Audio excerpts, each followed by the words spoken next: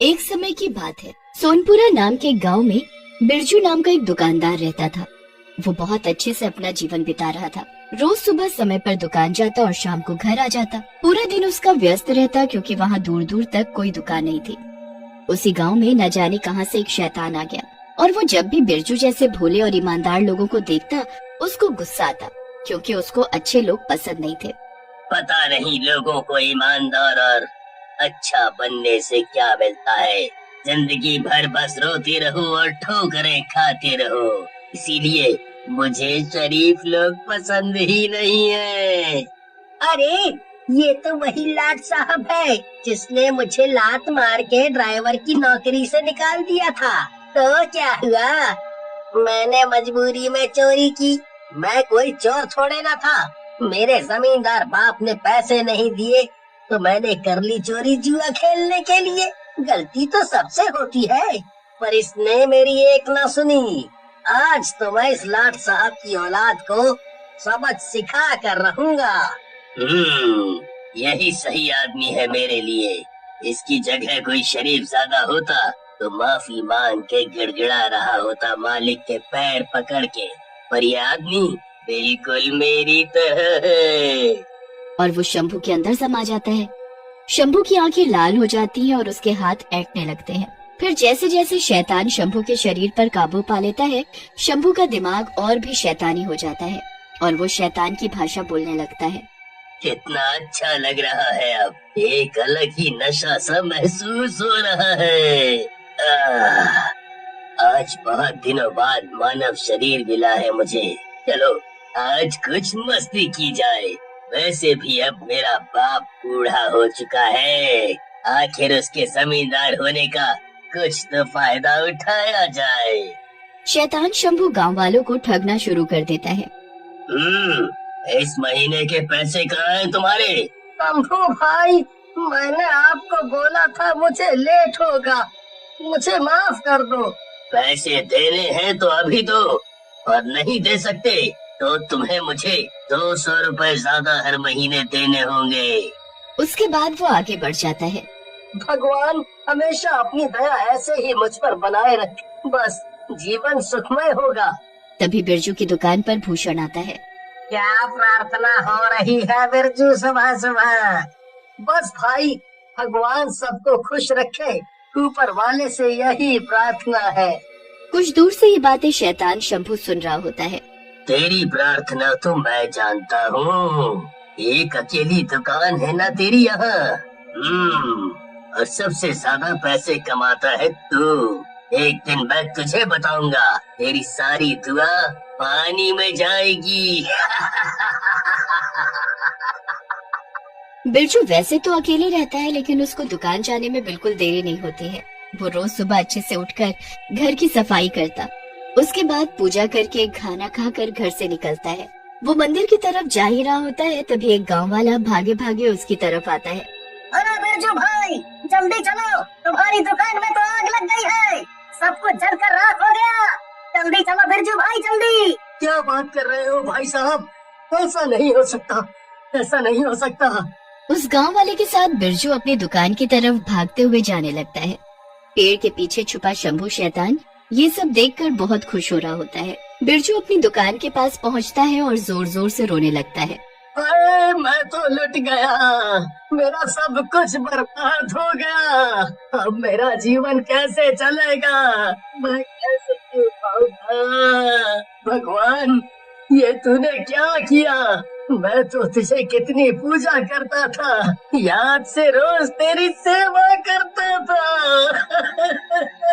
ये सदमा बिरजू बर्दाश्त नहीं कर पाता। उसको लगता है उसका जीवन ही खत्म हो गया, इसलिए वो गांव की बड़ी नदी में जाकर छलांग लगा देता है, जिससे उसकी मृत्यु हो जाती है। फिर मरने के बाद उसकी आत्मा एक रूप ले लेती है। तभी वहाँ अचानक यमराज आ जाते हैं और वो उससे बोलते हैं। चलो बिरजू, अब इस दुनिया से जाने का वक्त आ चुका है, तुम्हें हमारे साथ चलना होगा। चलना होगा मतलब? कहाँ चलना होगा मुझे? और आप कौन हो? मैं यमराज हूँ। तुम अब मर चुके हो, इसीलिए मैं तुम्हें लेने आया हूँ। अब तुम्हें हमारे साथ चलना होगा। लेकिन जिसकी वजह से मेरी मृत्यु हुई, उसका क्या? उसके साथ क्या हुआ और इसने मेरे साथ ऐसा क्यों किया? मैंने तो किसी का कुछ नहीं बिगाड़ा। इस प्रश्न का जवाब मुझे कब मिलेगा? इन सवालों के जवाब तुझे पाने हैं तो मैं कुछ समय दे सकता हूँ। मैं सिर्फ ये बता सकता हूँ कि तेरा सामना एक शैतान से होगा। वो शैतान जो न जीते जी अच्छा रहा और न मरने के बाद अच्छा रहा। अगर तू उसे खत्म कर देता है तो तेरे जैसे बहुत से शरीफ लोगों की जिंदगी उस शैतान के हाथों खराब होने से बच जाएगी और तेरे पुण्य कर्म बढ़ जाएंगे। शैतान अपने असली रूप में दूर से यमराज और बिरजू की आत्मा की बातें सुन रहा होता है। मुझे हराएगा ये, मुझे खत्म करेगा बेसड्डी। बस एक बार के यहाँ रुकने के लिए हाँ कर दे, फिर मैं इसको बताता हूँ मैं हूँ कौन। मुझसे पंगा लेना तो बहुत भारी पड़ेगा इसके लिए। लेकिन यमराज जी, मैं ये जानना चाहता हूँ कि आखिर वो शैतान बना कैसे? यमराज बिरजू को शैतान की कहानी बताने के लिए बीते दिनों में जाते हैं। जिंदगी भर तूने लोगों के खून पसीने की कमाई लूटी है, पर तू ये भूल गया इन पैसों का मरने के बाद कोई काम नहीं है। ये पैसे तुम यहीं कचरे में फेंक दो। ये पैसे तुम अंदर नहीं लेकर जा सकते। ये मेरे जीवन भर की कमाई है, मैं इसको ऐसे जमीन पर छोड़कर नहीं जा सकता। मैं इन पैसों को लेकर ही अंदर जाऊंगा। मैंने पूरा जीवन इसमें बिता दिया तो मैं इसको छोड़कर अंदर कैसे आ जाऊं? अंदर सिर्फ कर्मों का फल मिलता है, पैसे कोई मतलब नहीं रखते।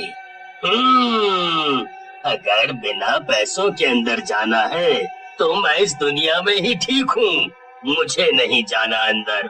उसके बाद हमने उसको यहाँ छोड़ तो दिया, लेकिन उसने मरने के बाद भी लोगों को परेशान करना नहीं छोड़ा।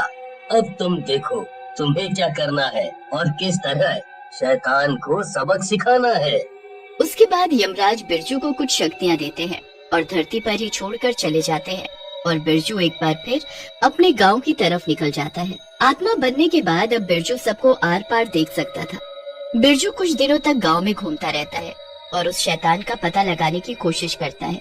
एक दिन वो देखता है कि शंभू शैतान किसी को बुरी तरह पीट रहा है।